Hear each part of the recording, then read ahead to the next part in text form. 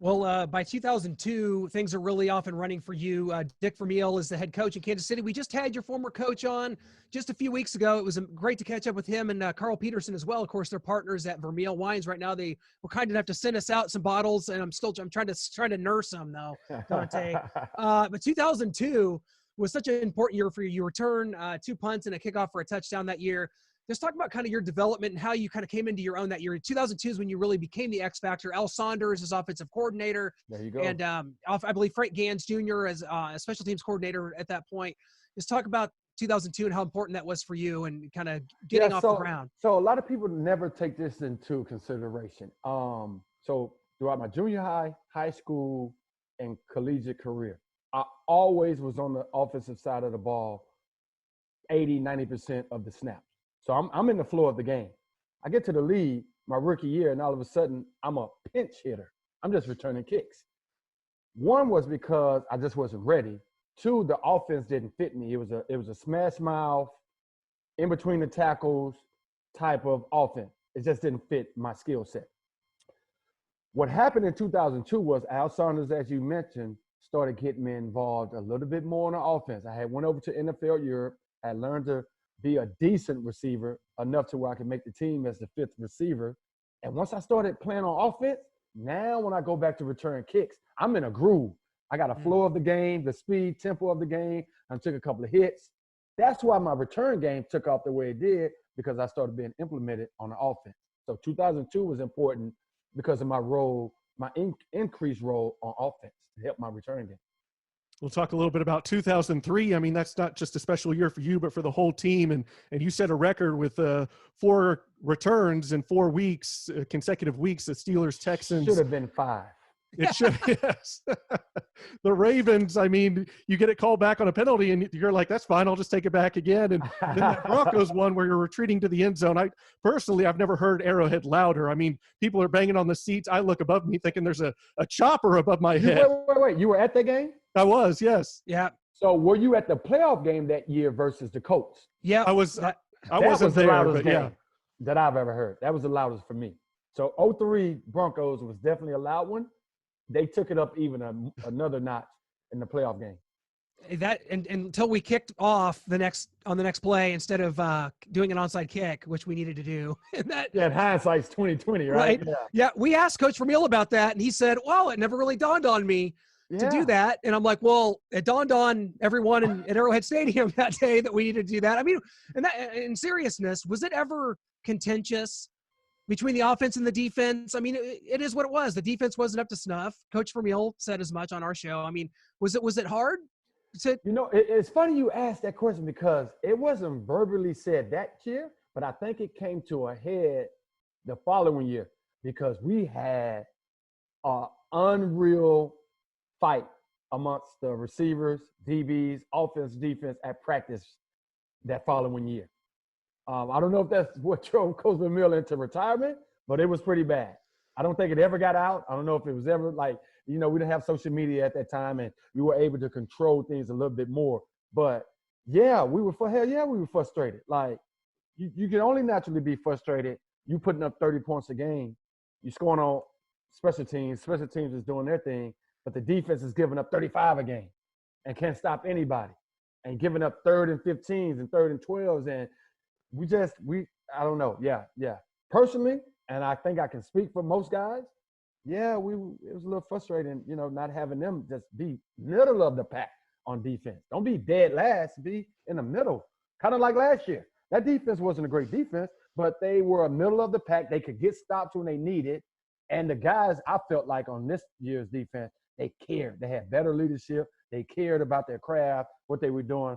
I feel like the guys we had at the time, I'm not going to throw any names under the bus, but yeah, looking at the defensive leadership and the defensive intensity and mindset of this championship team opposed to ours, I think that was a difference.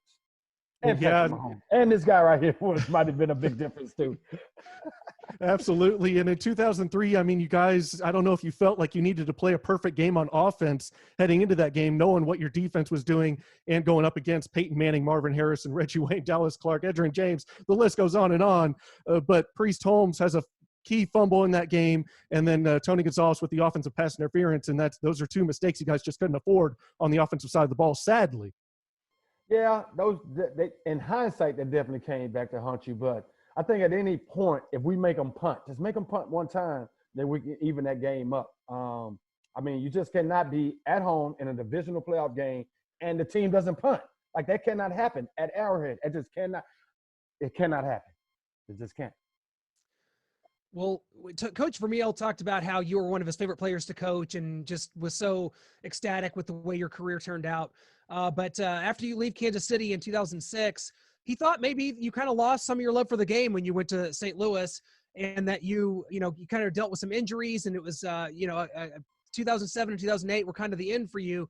What was your kind of mental state after leaving Kansas City? I know Herm Edwards had come in 2006.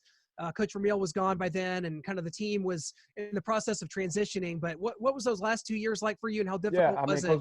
Coach Vermeil hit it on the head. I lost my love for the game because of, first, the way I was traded. And I know it's a business now. You see it happen all the time. But I never got a phone call from them. I just found out I was traded through Dick Vermeil and ESPN. That's how I found out. So I'm pissed off right there because, I done left everything on the field, and to not be able to even get a call. So that left me sour. So I go to St. Louis, chip on my shoulder, pissed off. It's a business now. So I'm not going to give them everything I got when they, turn around and treat you like that. So there was definitely some of that going on. And then to go from Arrowhead to freaking St. Louis Rams, that's like punishment, dude. That's like being put in timeout or something. I mean, to lose the NFL team, they lost the NFL team. The St. Louis Rams lost the team. How bad do you have to be to lose an NFL franchise? So that should tell you everything. And, those two things were probably 80-90% of the reason why I definitely lost my zest for the game of football. And then, you throw in the injuries, a high ankle sprain. That doesn't help. And I just feel like, I completed my contract, didn't owe anybody any money. Felt like it was a good time to head on into the sunset. In hindsight, I should have went to another team because I had some more left in the tank. But those 2 to 3 years with the injuries, the way I was traded, and playing for that organization and that coach, nothing against I forget his name. He ended up being the offensive coordinator for the Cowboys. Scott Linehan? Scott Linehan. Great man, horrible coach. Horrible head coach. Yeah, that's been proven over time. So exactly. So, I mean, come on. So, you go from Dick Vermeil to that. Just all of those things definitely lost the zest. But in hindsight, I would have went and played for another team and ended it a little better than I ended. Well, Dante, before we let you go, I just kind of want to look back at a kind of an overview. I mean, your time in Kansas City, you're so beloved here to this day. You talk about how you are still connected to the franchise. You're tied third all time in kick returns with 12, 6-6, perfect even number there for punts and kicks. Looking back, how special were these years here for you? I mean, the offense with Trent Green, your offensive line, Casey Wigman, Willie Rofe. I mean, just Tony Richardson blocking, Priest Holmes, Johnny Morton, Eddie Kinnison, Tony Gonzalez. Will Shields. How could it? Brian Waters. Brian Waters. Come on, Casey Wigman. Name them all. Yeah, right. How special was it? It was super special for a multitude of reasons. I set out as a kid with a dream to make it to the NFL. I didn't dream big enough to be like, I'm going to have 2 NFL nicknames. I'm going to have a long, almost a decade career. I'll be beloved by a city forever. Like, none of that ever crossed my mind. I just wanted to make it. So everything else has been icing. But more importantly than anything is the relationships, man. I know it sounds cliche AF, but it's the truth. It's just the truth. I still talk to Vermeil this day. You talk about wine? He just sent me a case of wine a few days ago. I still talk to Willie Rofe. We hang out, Trent Green, all these guys. So the football career was short-lived, but the relationship, that's forever, man. And we sit around, we have drinks, smoke, and talk about the good times, and we laugh. And that's what life is really, really about. I wish we could talk about the championship we won in 2003, but hey, I'll settle for, some other conversations and laughs. Absolutely, the relationships, and we love you here in Kansas City. And what kick return sticks out the most to you? I got to ask that, whether it's Baltimore, whether you have to do it a second time, or Denver retreating to the goal line and wrapping around and scoring then, and the crowd bursting. Just So which are we one talking stands kick out? return or touchdowns? Which one you want to talk about? The kick Touchdown. return? Which one? Returning it for a touchdown. A return for a touchdown? Man, two stand out to me. There was one that didn't even, you said for a touchdown. Well, there's one that didn't go for a touchdown that was against the Raiders on Christmas Day. I remember that one. That was got us one of in my field goal favorites. range That to was win the in field goal game. range when we should have lost. Yeah, yeah. But if I had to just pick one, it would be that Baltimore return, only because of the atmosphere of that game, who it was against, Ray Lewis and all those guys over there, Ed Reed is over there. It was smash mouth, felt like a gladiator arena. That probably would be my first. Obviously, the Denver return is up there. It's up there, but I don't know. It's hard to pick one. It's like your babies, man, your kids. Well, you guys don't have kids, so you wouldn't know. I got a dog. It's the same thing.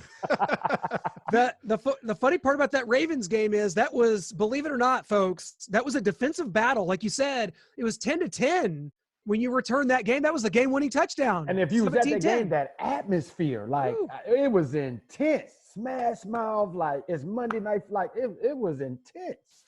So to be able to break that one to help the team win, oh my God, like that's definitely at the top. And obviously the Denver return is up there too.